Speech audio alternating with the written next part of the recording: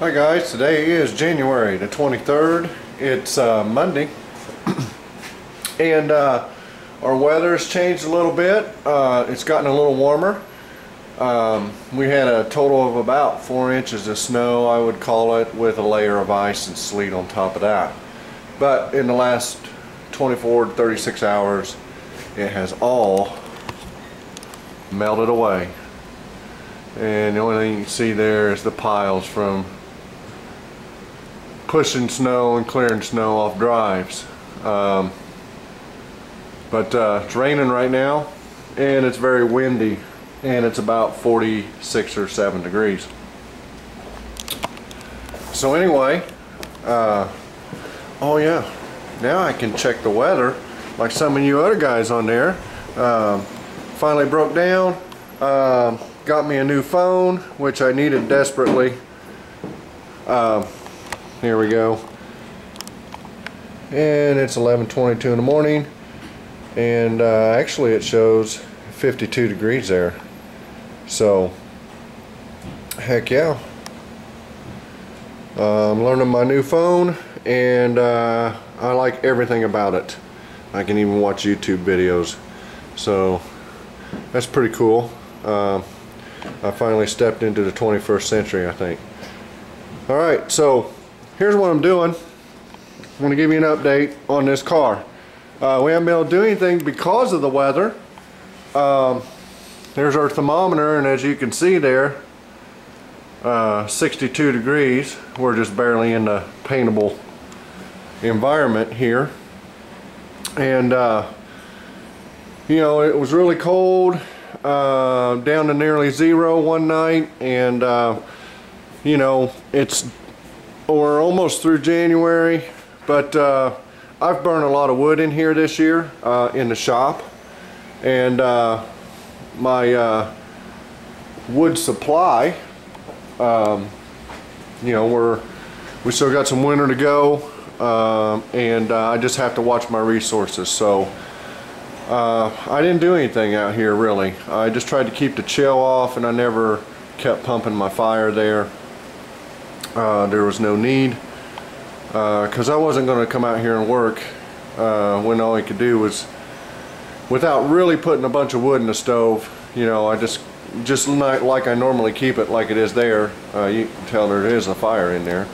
You know, it was maybe 55, and I know a lot of you guys work in colder weather out in your garage. Tommy Shoe, I know, works, I don't never see it above 60 in there, but I don't like to get all heavily clothed and go. I just don't like it. So I like it to be halfway comfortable. So where we're at here is, I did some body work. Where I did the body work, we have primer, okay, and I DA'd the top half of the top in 320. I'm getting ready to do the other half, and I've been doing a little wet sanding here on the front on this hood, and we did do some body work along here. It really didn't need it as far as being bent or anything else, and nor did the other places. But what happened was when I was sanding on it, I started to see a little bit of rust from previous body work. So what I did was I tore it out and redid it. So I just blew a little primer on here. I really don't want to seal this hood, and I think we're going to be okay. I'm wet sanding it in 600 right now.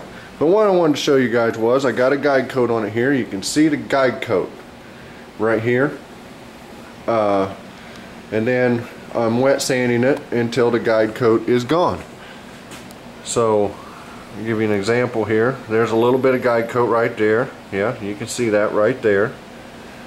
So we still got a little more sanding to do here, and I think I pretty much got it over here on this part of the hood. I think I'm pretty much done all the way up to the top of here.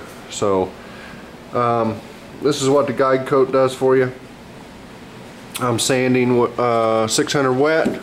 I'm using my favorite block. I'll show this. Hopefully Andrea or Darren will see this. This is the block I like to sand with, wet sanding. It's an SB1 made by Motor Guard, and I think you guys sell those out of that flyer. But this is just a regular soft block. One side is softer than the other. The gray is a little softer than the black, and that's the kind of block I like to wet sand with. So that's the last one I got, guys. So if you do sell them, let me know. I need to get some of those. Started here on the hood, and I'm just going to go back all the way. Now the top, we'll DA the top, and I'm going to seal the top. We're not going to wet sand the top. It's down to the color, and as you can see, it's green, the dust on it. So I fixed all the spots on it. There's one there, there's one there, and I think there's one over here on the other side. All those spots are fixed. So basically I'm going over the whole entire car, everything is fixed on it, and I'm going to wet sand everything but the top in 600. So that's where we're at. I wanted to show you guys, and we're just getting it ready for paint. I got my bumper. I DA'd my bumper. It had a lot of pits and spots in it, so I just took a DA and went over it. It's all Scotch-Brighted. It's ready to clean up and paint. It's done. You know, this is all blended in here. I DA'd it with 320, and I will seal this when I paint the car. I'm also going to probably seal the back bumper, and I'm working my way from the front to the back, and when I get to the back I'll put the back bumper up on the vehicle, and I'll paint it on the vehicle. Hopefully we can just kind of leave it loose there, and I'll just blow paint in there, and it should work out. So that's where I'm at. I just want to give you a little bit of an update. It's warmer now, so it's time to get this thing out of here, and yeah, we're not having to work so hard to keep warm.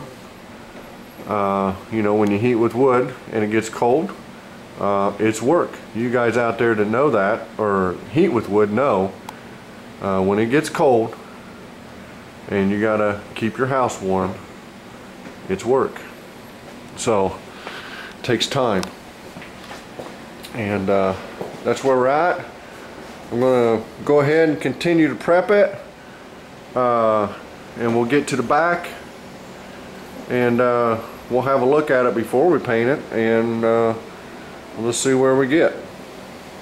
Alright guys, talk to you later.